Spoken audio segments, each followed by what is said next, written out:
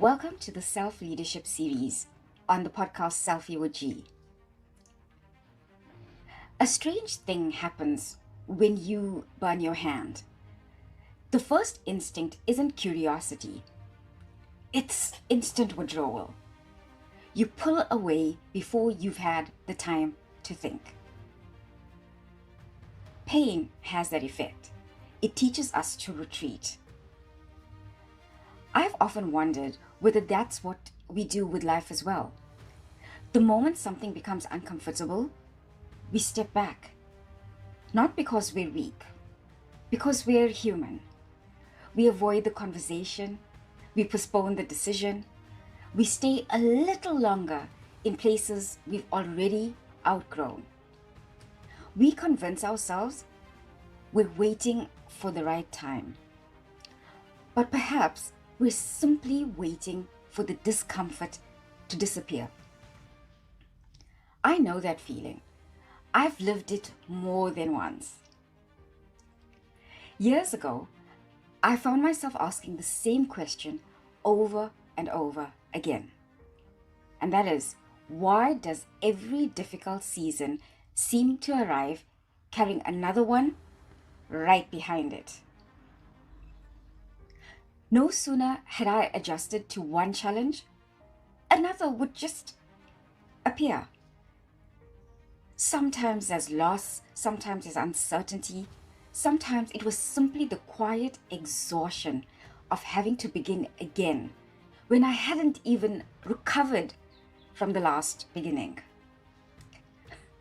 I remember thinking, surely this can't be what growth looks like. I'd imagined growth absolutely differently. I'd imagined arriving, but instead, life kept asking me to keep walking. One afternoon, I caught myself doing something I'd done for years. I was trying to negotiate with reality. I was saying to myself, if this could just change, then that would work out perfectly. If that person could just give me my space, I could work better. If this problem would just disappear, life would be simpler. We all negotiate with life like this. At that time, everything depended on something outside of me moving first. Then a thought interrupted me. A profound thought. What if life isn't waiting to change for me? What if it's waiting for me to meet it differently? That question stayed with me for a really long time. Because every challenge that followed quietly asked the same thing. Not, can you survive this? But instead, who are you choosing to be while you walk through it? That was one of the first times I began to understand self-leadership. Not as an idea, but as a practice. We often think leadership begins when other people start following us. Obviously, I've stopped believing that. I think leadership begins much, much earlier. It begins in the invisible places, the promises that you keep to yourself, the boundaries no one applauds, the mornings you get up when nobody is watching, the truth you finally stop avoiding, or the decisions to leave what no longer honors who you're becoming. Those moments of leadership rarely make headlines, yet they quietly shape the architecture of a life. When I look back now, I don't remember every single obstacle I overcame. I do remember the decisions, the moments I chose honesty over comfort.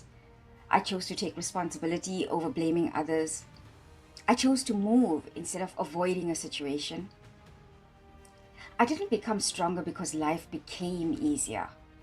I became stronger little by little. I stopped asking life to remove every fire in front of me. I started asking what each fire required from me. There's an important difference in this. One question hands your life to circumstance. The other question hands your life back to you. And that's where self-leadership begins. Not in control, not in responsibility. People often ask me what self-leadership means to me. And this is the simplest answer I know. Self-leadership is the relationship you have with yourself when nobody else can tell you what to do. When there's no applause and no guarantee, there's no map, there's no certainty. It's just your next decision. It's easy to lead yourself when everything is going well. The real question is, who leads your life when fear arrives? Who leads your life when disappointment arises? Who leads your life when certainty disappears?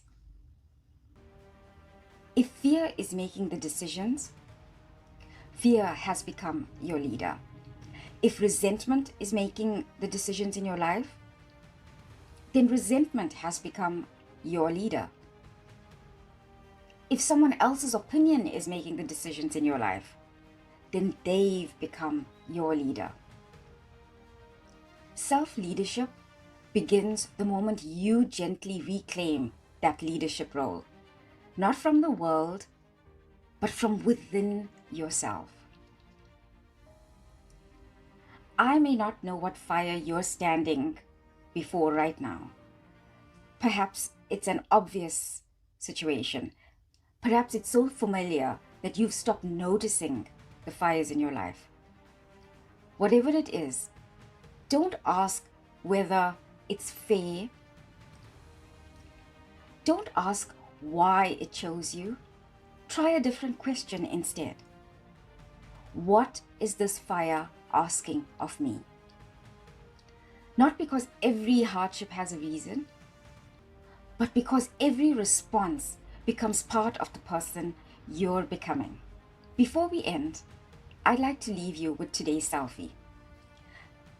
Not the one you take with your phone, obviously, but the one you take with your awareness. Look honestly at the place in your life you've been trying to avoid. Then ask yourself, if I led myself through this instead of resisting it, what would I do next? Perhaps the fire was never asking you to prove strength. Perhaps it was simply inviting you to discover it. So until next time, remember, every day is an opportunity to create and recreate yourself. And with that, I will see you next time. Thank you for being here with me.